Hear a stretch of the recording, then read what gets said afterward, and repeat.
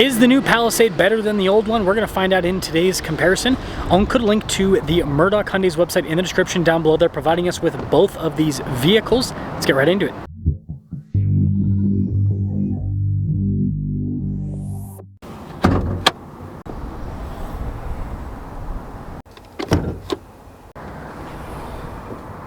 Under the hood, we have a 3.8 liter V6 that goes through an 8-speed automatic transmission.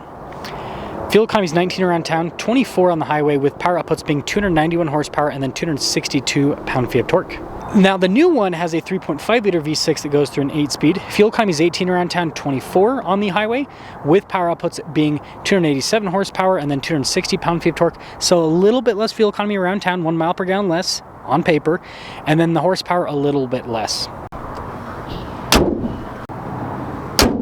I'm trying to hit 500,000 subscribers before the end of the year. I'd really appreciate it if you'd help out with that. When it comes to design, the old one has a bunch of little parts pointing out. So notice that the lights, the grille, none of that is really flush. Whereas if you look at the new one, it's all flush. And so even though a lot of the design cues are similar, the flush versus the non-flush makes it look a lot different. And hopefully you guys can see what I'm talking about. The old one has kind of like a pointed front end, whereas the new one has kind of like a longer, more flat looking front end. Now in the old one, our tire wheel setup is 245 by 50 by 20. You've got silver with metallic gray on that setup. The new one is 265 by 45 by 21. Similar coloration, but the wheels look a little bit crazier. Now the side profile of the previous version looks very nice with all of that chrome molding around the windows, the nice trim on the door handles as well. The new one has a lot of nice trim and it's a bit bigger, a bit boxier. The boxiness is the biggest difference, where the roofline and everything looks a little bit taller. Now on the back of the old one, we got a 12 volt. The second row you can fold down, the third row you can fold down and raise up. And we'll compare space in both of these, but the old one's got quite a bit of space, even behind the third row. Now you'll note on the new one, there is way more seat adjustment via power. So not only is the third row power, but the second row is also power, and you can even move the seats forwards and backwards via power. So yeah, quite a bit more. And just eyeballing it, the space doesn't look too different, although it does look like you have a bit more vertical space, which is nice. And it almost looks wider too. Now the rear design of the previous version I think is kind of iconic, almost looks Range Rover-esque in a lot of ways, but again, more nice trim in general. And the new one looks way more Range Rover-esque. I mean, this looks almost identical to the back end of the previous gen full size, so it's pretty fancy looking. Legroom in the back is good. We have a little storage pocket, heated and ventilated seats. We've got our own climate zone, 12 volts with an outlet. And then we also have a sunshade in the rear. You can see nice trim on the door panel. There's vents up top. And then in the third row, I can fit back here relatively comfortably. My legs are pushed up a little bit. I do have heated seats in the back, and I got that adjustment recline function, which is nice, and then another USB port, and yeah, more vents. Now in the new one, I feel like I sit a little bit higher, interestingly enough. And then I got an outlet here in the back. I have the adjustments there for the front passenger seat. And then up top, heated and cooled seat functionality. I got my own climate zone. And again, you got vents throughout. And there's even a sunroof. Wow. Almost forgot, really nice trim on the door panel. And you do have a sunshade for the rear too. Now the leg spacing feels pretty similar in terms of my leg getting pushed up and all of that. And I still have a recline function, but I also have a forward and backwards function with the seat. And then your heated seat too. And then again, there is ventilation in the back. Blind spot monitoring with the mirrors. We've got memory seats, and again, more nice trim on the previous gen. And quick look at the seats here. Pretty fancy looking. They do have massage function for the driver, a bunch of power adjustments, lumbar support too. Now with the new one, we got blind spot monitoring, memory seats, again, massage seat function there on the driver.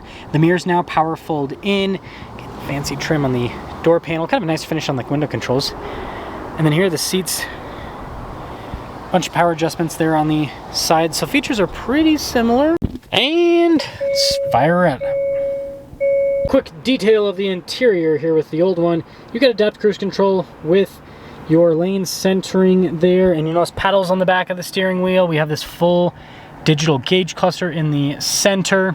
Separate from the cluster is the infotainment system. Now 360 camera, you've got this cool exterior shot. And I wonder if this has the turn signal camera. It's actually, yeah, it's got that too. But anywho, back to the infotainment system. It is pretty quick to respond, as you can see, and it's good resolution on the whole system. Below that, we've got a bunch of physical controls for stuff like the climate, for the heated and ventilated seats, the drive mode select, the transmission select is in this area. There's a little bit of storage here with the cup holders. There's a phone charging pad. Got more storage here with 12-volt USB. Nice trim on the top. Same thing across the dash. And then we do have a camera rear view mirror. And then we've got a sunroof up front, nice headliner. And by the way, this does have a sunroof in the back. I just didn't notice it earlier. Column shifter in the new one, that's a big difference. And ooh. Yeah, the steering wheel design is completely different, but functionality is pretty similar with, you know, adaptive cruise control and paddle shifters there on the back, and still have a digital gauge cluster in the center, but again, the theme's different. Also heads-up display. I'll double check the old one had a heads-up display. It's hot outside, so I'm a hit and miss today. 360 camera system, and this one probably has a, yeah, turn signal camera as well. So that equipment's, how do I turn that off? There we go, that equipment's similar. But yeah, big difference with the screen layout being a giant screen there kind of across the dash. But look at this, they still give you some physical-ish controls, right? It's kind of on the little screen at the bottom, but you know, physical buttons up above, and there's also the cool drive mode select toggle. But yeah, you still have heated and ventilated seats with this. You still have the dual zone climate for up front. A big change is gonna be the storage underneath this whole kind of center console setup. Some USB ports there, phone charging pad. Got the center console. So yeah, this just kind of has more storage space in the center.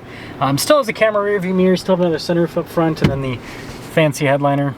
The old one stickers for about $54,000. The new one stickers for about $58,000.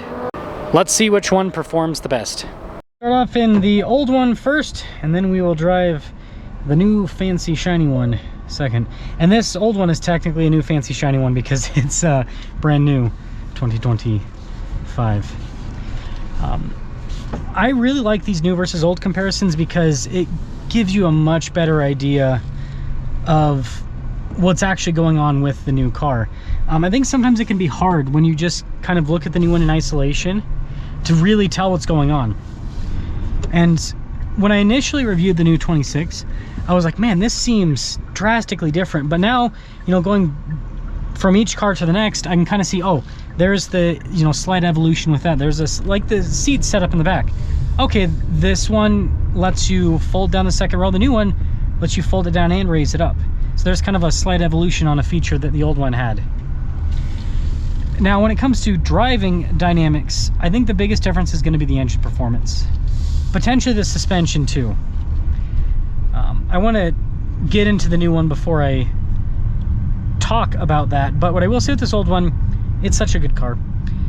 There's a reason why Kia and Hyundai have taken the market by storm with the new Palisade and with the new Telluride.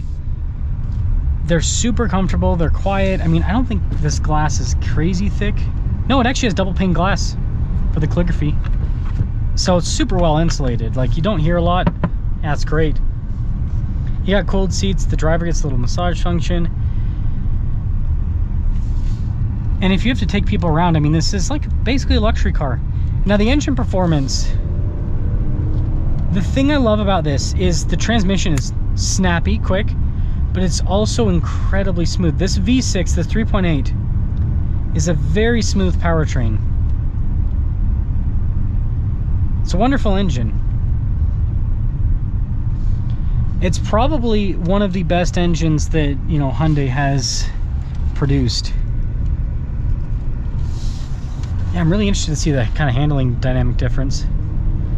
But it's just smooth, it's got good power, and the transmission is so sharp. When it comes to the powertrain, like, Hyundai really didn't need to change this. Now, my personal guess as to why they went to the 3.5 is just production simplicity. They used the 3.5 turbocharged in the Genesis product, and then they used the 3.5 in the Kia Carnival, and so if they just go to 3.5 everything, then boom, they're producing one engine instead of two. Simplifies things quite a bit.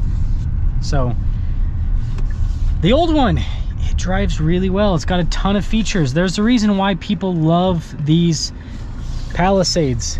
You get so much for the money. You're getting a luxury car, and you're basically paying, you know, this is not cheap by any means, but this is in the, you know, economy car, premium car segment, right? That's kind of what people would consider stuff like this. I definitely consider the segment more premium with the price point that they're at, and this is definitely not economy with the features. I mean, this is This is loaded up. So let's go pop in the new one and see if it drives better. Setting off in the new one, and let's see if the windows are any thicker. Nope, but they're still double paned. That's one of the easiest things that I think an automaker can do to just make a car nicer if they're trying to make it more luxurious, is just double paned windows. As simple as that might sound, it, like, if there's going to be noise that comes into a cabin, it's typically going to come in through the window because it's the thinnest, right? The door panel's got a bit of bulk to it, but the window, not a lot. This feels a lot more open, like right off the bat. I will say the seats though feel tight, like the bolsters feel tighter on me. So that is a little bit of a change. They're not uncomfortable, but yeah, it's definitely a tighter hug than the old seat. The seats are very comfortable though. I mean, when it comes to smoothness, this engine seems to be just as smooth back to back. I'll be interested to see the top end. I would say this does feel, sorry, let me adjust my backpack. Don't want that falling. I would say this feels a bit more comfortable. The suspension dampening does feel a little bit more compliant. Yeah, so they definitely, it's more luxurious. They've improved that.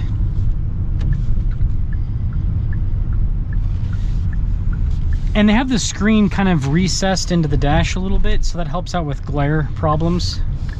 It's one thing that I've noticed about a lot of modern screens is glare is kind of an issue. It's a glaring issue, you could say.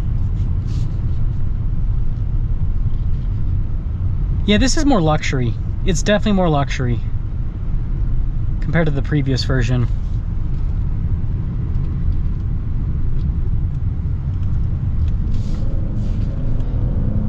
Now, I'd say the engine smoothness is pretty similar. The top end doesn't feel quite as strong. And I do feel like I have to get into it a little bit more. It doesn't, and it makes sense. Whenever you go to a smaller displacement engine, you're gonna lose a little bit of beefiness. This isn't bad. Again, in isolation, it's a smooth V6. I would take this over a twin turbo, or not twin turbo. Well, it could be twin turbo, but typically single turbo 4-cylinder. I'd take this V6 over a 4-cylinder any day of the week. Yeah, it just doesn't quite have the low end. Even though the torque figure is only 2 pound-feet different, I feel like this produces that 260 pound-feet of torque at a slightly higher RPM. I have to look at the torque curves, but does anyone really look at torque curves when we're talking about mommy SUVs? This handle's better too. So I'd say objectively, and the sound system a little bit crisper too, because the Harman Kardon in the old one, Bose in the new one. Bose seems to be a little more consistent with their sound systems. They're not always perfect though. This one's pretty good. Coming into this, I thought I was going to be all in on the old one, because I'm like, dude, I didn't feel like they needed to change the Palisade. It felt like such a good finished product. Like, why change it? But after driving this new one, I like it.